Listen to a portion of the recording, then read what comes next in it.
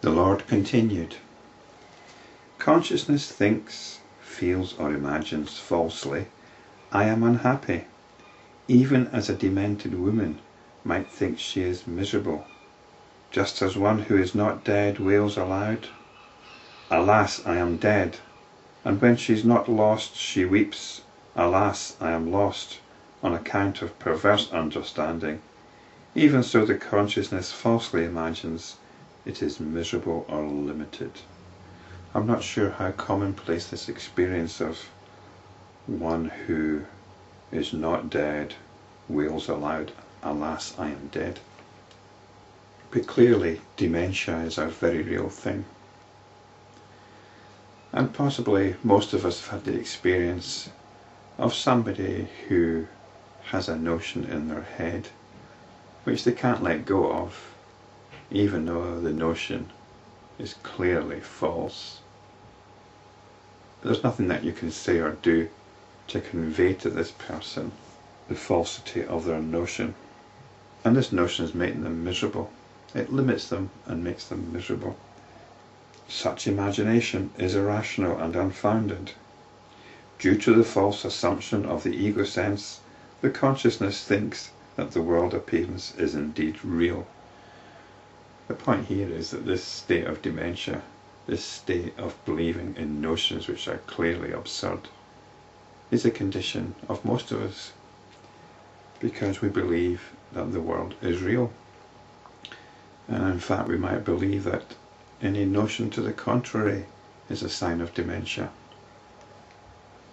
It is the mind alone that is the root cause of experiencing the world as if it were real.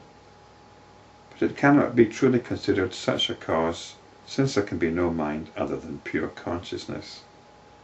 So even the assumption of the mind, the existence of the mind, is notional.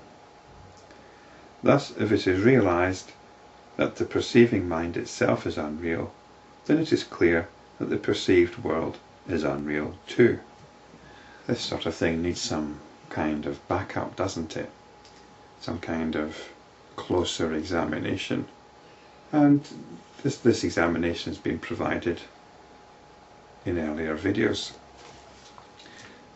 The notion of perception, for example, if we try to understand it, even from a scientific point of view, it just doesn't hang together. The basic assumption is that there's a me here experiencing something which is out there. How does that happen? So we get a story as applied to sight, for example, that light is reflecting off an object. The reflected light wave or photons enter our eyes through the lens, go to the back of the eye to the retina, where there are cells, rods and cones, and the light causes a chemical reaction which gets transformed into electricity. The electricity goes down the optic nerve. So far we've had fairly reasonable explanation. It seems fairly okay, doesn't it? Now the quality of light remains a bit of a mystery. But anyway, we've got this electrical current going down the optical nerve to some part of the brain,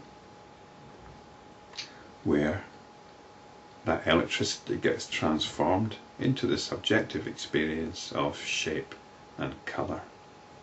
Does that seem alright to you? Does that seem rational? Electricity. At one point we've got electricity. The next point we've got the subjective experience of colour and shape. Light, an objective phenomenon.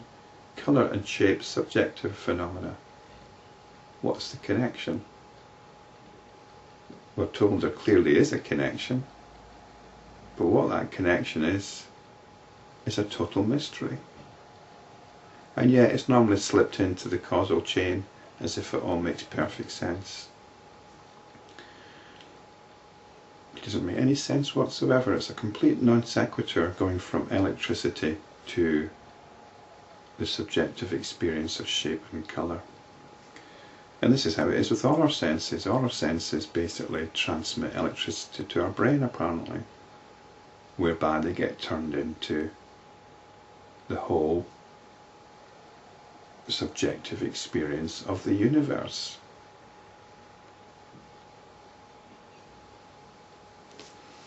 You might think that neuroscientists will eventually manage to explain that connection. But it seems that the more they look into it, the more they realise they don't understand. But we buy into it, don't we? We buy into this notion. We don't want to think about this too much, because it means shifting too many other things around. And it means fundamentally shifting around the very basic assumption that there's a me here. We don't know what this me is. There's so many definitions of that. Experiencing a world out there, and the scientists, the physicists are continually exploring it, and it gets more and more mysterious. And yet we assume that this mysterious entity here, this me here, is experiencing a mysterious entity out there, the universe, through this experience of perception, which just doesn't make sense. That's what we buy into. This is what we buy into. Is that not rather demented?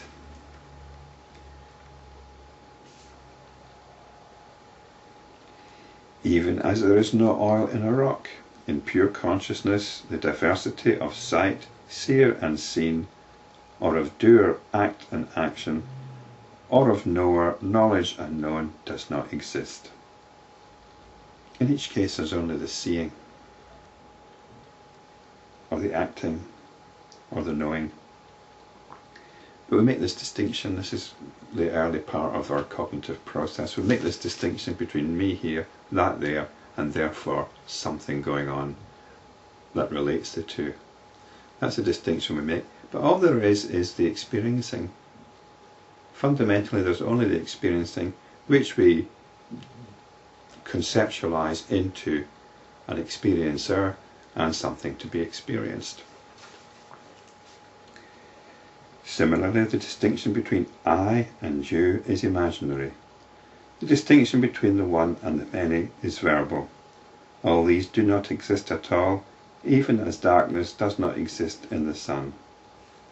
Opposites like substantiality and unsubstantiality, void and non-void, are mere concepts.